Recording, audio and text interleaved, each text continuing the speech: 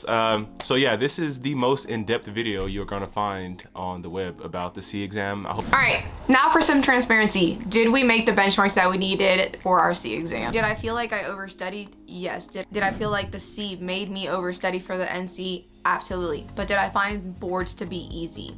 Yes. What's going on, guys? Welcome back to A Couple Nurses. It's Darrow. And your girl, Monica. And today we're gonna talk about the C exam, the infamous C exam.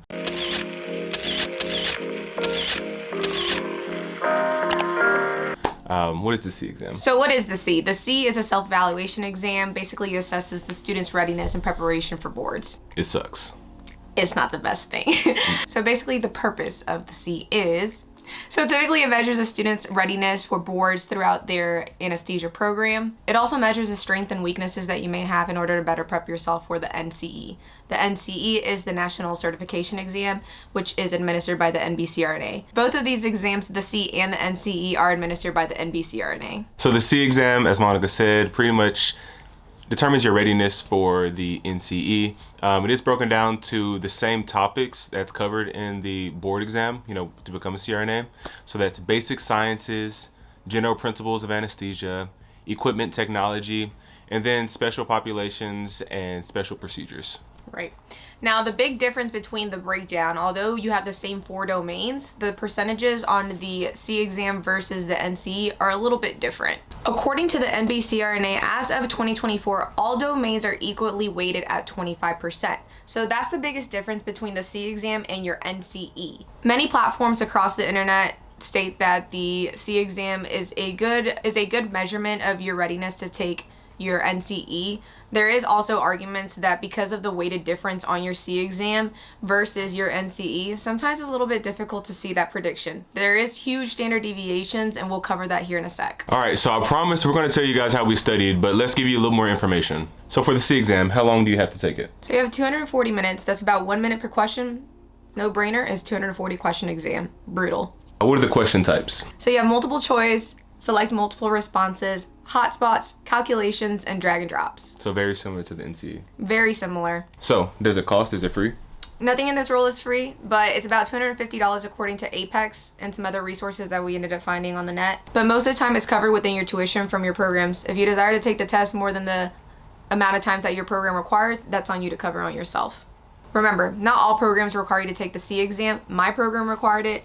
Cordero's program required it. I've noticed many of the programs do require it, but again, just wanted to throw it out there that it's not required by all programs. All right, so what's considered a passing score for the C exam? So there's not necessarily a pass or fail like there is for the NCE. The C is ranged from 300 to 600. But based on your program, you may have different requirements on certain scores that you have to make. So for example, we had to take the C exam twice during my program. The very first time we took it, our benchmark was very low. It was like 370. And then the second time we took it, our benchmark was raised up to a 430. Right. We also had to take it twice in my program. Our benchmark requirements is that you need to average with both of your exams above a 435. Yeah, so there's no passing score. It's just based on what your program requires. Also, take into consideration with the lower benchmark that his program had, y'all had taken y'all's first C exam before you entered the clinical realm, correct? Right. So that's why theirs was a little bit lower in the stakes, whereas they had just finished didactic. Before we get into the exact ways about how we prepare and the tips and things that we give you to help you prepare, let's be completely transparent about our scores. All right, so we say we took our exam 2 times. The very first time I took my C exam, I made a 418. What'd you make on yours? I made a 431, and I was actually really pissed because our benchmark was 435. I really wanted to make that benchmark just so I could get some stress off my plate in my last semester of school. But it all ended up working out because on my second attempt, I made a 469. Yeah, in my second attempt, I made a 500. Baller over here. Nah, it's all you. So according to the NBCRNA, the mean benchmark for the C exam is 230 in order to be successful on your NCE. That is to take with a standard deviation of about 15. So take that into consideration. All right, and I'm gonna let Monica tell you guys how she prepped for the C. So how did I prep for the C exam? I utilized all resources that I could get my hands on. I did Memory Master, I did Apex, I did Prodigy, and I did Valley. When I utilized Apex, I did not go through all the tutorials again. I thought that that was extremely mundane, kind of a waste of my time, and I personally just didn't have all the time in the world to do that on top of my DNP project. So what I did was I took all my practice exams from all the learning modules, and I took all the domains and surgical procedures and all my mock exams to prep for both of my C exams and boards. As for Prodigy, I thought Prodigy was one of the best helpers for me and my exam experience. I feel like Prodigy helped me best prepare for C and the NCE. Prodigy is a huge test bank that breaks down all the domains that you're going to be seeing on your C exam and on your NCE. Prodigy has tons of resources. They have practice exams with 240 questions to kind of simulate the C exam. They also break down into further topics such as acid-base imbalances, gas laws, etc., etc. So I felt like Prodigy was one of the better things that helped me prep for my C exam. As for Memory Master,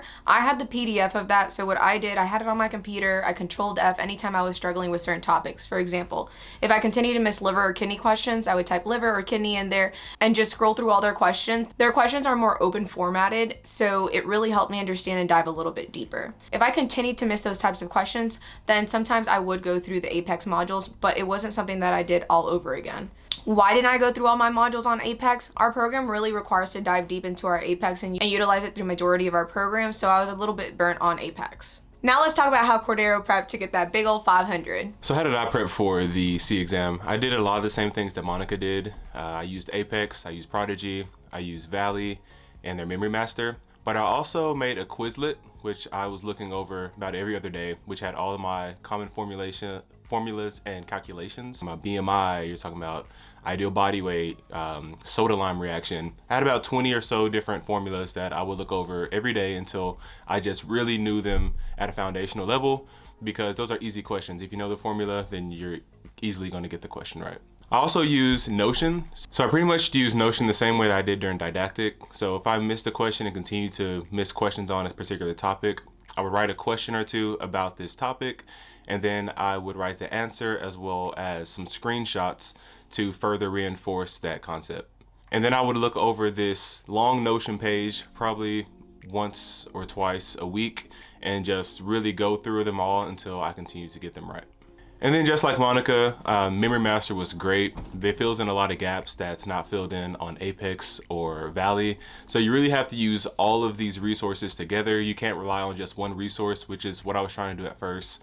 I was trying to just go through straight Apex, do all of the workbooks, and after about half a week, I was burnt out on that. So don't even give it a try. Just use all the resources that you have together.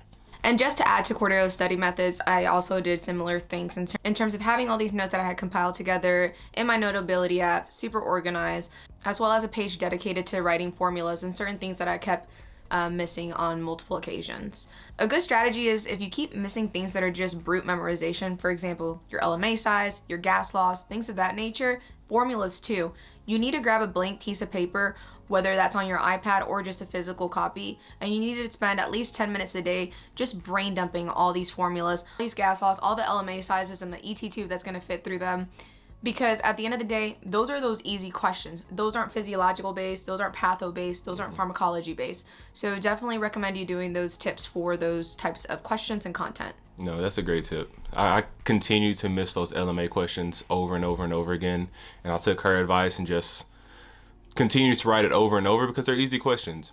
The same thing when it comes to something like the PACU algebra score. Just write that out over and over again. Your GCS.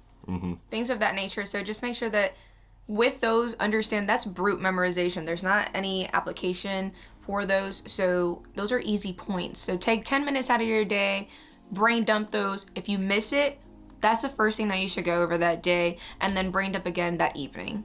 Yeah, I like it. I wanted to cover just basic stats. We're not going to get into a whole stats course, but I thought that this was important to mention. Again, as I previously mentioned, the NBCRNA stated that the benchmark exam in order to be successful on boards was 430, again with the standard deviation of 15. So just going to read some quick facts on here. The average C-score for learners to pass the NCE on their first attempt is 447.5. Average C-score for learners who eventually fail the NCE is 409.6. The midpoint between these two groups is 428.6. That's not to say if you score a 400 or less that you're not going to be successful at NCE, and that's not to say if you score higher than that benchmark of 430 that you're going to be successful at NCE. I'm not saying these facts to scare you guys. I'm just saying there are arguments whether the C is a good predictor of the NCE. We're about towards the end of our video, so let's just answer the age-old question. did the C exam help you pass your board exam, your NCE board exam? In the grand scheme of things, yes. It is brutal to cover such a large amount of information all over again, right? At this point, it's not like you're learning all this information for the first time, because that's what CRNA school is for, right? But having to review all these concepts with the hopes and the glimpse that you may get a question or two on your NCE, it's difficult. You know, you're gambling. So did I feel like I overstudied? Yes. Did I feel like the C made me overstudy for the NC? Absolutely. But did I find boards to be easy? Yes. I'm thankful for the C exam because it's such a large volume of content, and I feel as it kind of helped me touch on every little part that I could possibly have touched on that could potentially pop up on my NC exam.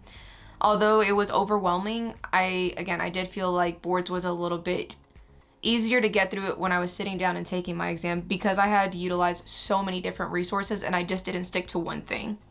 Yeah, 100%. I love it. Well, I'll be taking my board exam hopefully in the next 5 or 6 months. So I will be digging back into my content and studying really hard here soon in the next month or so. So really just trying to back off. But yeah, anything else you want to tell the people? No, I'm just glad to be done, man.